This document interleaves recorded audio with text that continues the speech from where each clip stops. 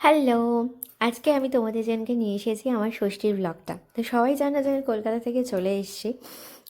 আজকে ষষ্ঠীর সন্ধ্যাবেলা, তো রেডি হয়ে বেরিয়ে গেছি। সন্ধ্যাবেলাও ঠিক বলবো না, এখন ঘড়িতে বাজছে রাত 10টা। আর এসেছি আসানসোলে। মেইন উদ্দেশ্য হচ্ছে কিউট দুর্গাটা দেখা। তো কিউট দুর্গাটা দেখার আগে যা যা ওখানকার মেন মেন ঠাকুর আছে সেগুলো একটু একটু দেখে নিলাম। আর আমি তোমাদেরকে প্রত্যেকটা লোকেশন বলতে পারবো না, সত্যি কথা, কারণ আমি জানি না। যখন যাচ্ছিলাম ওর সাথে, তখন আমি জিজ্ঞেস করছিলাম এটা কোথাকার, এখানটার নাম কি, ওখানটার নাম কি, সবই আমি জিজ্ঞেস করেছি, কিন্তু আমি ভুলে গেছি। আমি বলতে পারবো না। তো যারা এখানে আসানসোলে থাকো তারা নিশ্চয়ই দেখলে পরে চিনতে পারবে যে কোন জায়গাটা কি। প্রতিটা ঠাকুরই খুব সুন্দর হয়েছিল। আমি এই নিয়ে আমার প্রথম বছর বিয়ের মানে 2022-এ আমি এসেছিলাম আসানসোলে ঠাকুর দেখতে। তারপর আর আসা হয়নি 2 বছর, তো এবছর এলাম। খুব সুন্দর সুন্দর কিছু প্যান্ডেল আছে, খুব বড় বড় ঠাকুর দেখলাম।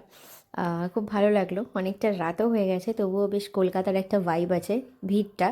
তবে কলকাতার মতো অতটা ঠেলাঠেলি করা ভিড় নেই, কিন্তু ভিড় আছে।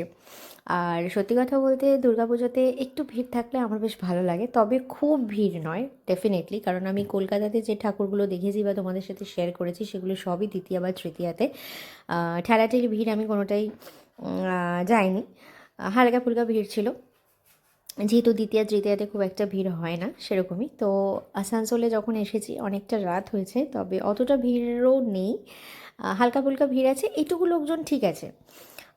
দেখতেই পাচ্ছ কতটা কি লোকজন আছে। নেক্সট আমি সব দেখে নিয়েছি, এবার চলে এসেছি ফাইনাল ডেস্টিনেশন কিউট দুর্গা দেখতে, যেটা কুমারটুলি থেকে এসছে, যেটা আমরা সোশ্যাল মিডিয়া অনেক ভাইরাল হয়েছে দেখেছি। তো দুর্দান্ত, সত্যিই ভীষণ কিউট মা দুর্গা, লক্ষ্মী, গণেশ, কার্তিক, সবাই আছে, সরস্বতী, আর সাথে আছে গোপাল ভাঁড়।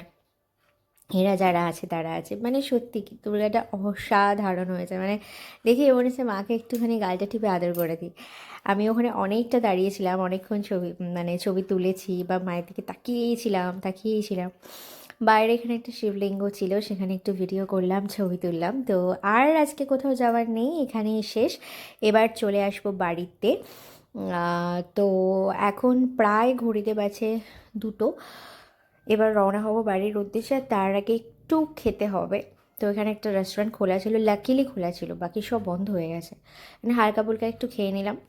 তো চলো বাড়ির উদ্দেশ্যে এবার রওনা হই। আগে আরও অনেক কিছু দেখাতে থাকবো তোমাদের সাথে। আর এই ব্লগটা কেমন লাগলো অবশ্যই আমাকে কমেন্ট করে জানিও।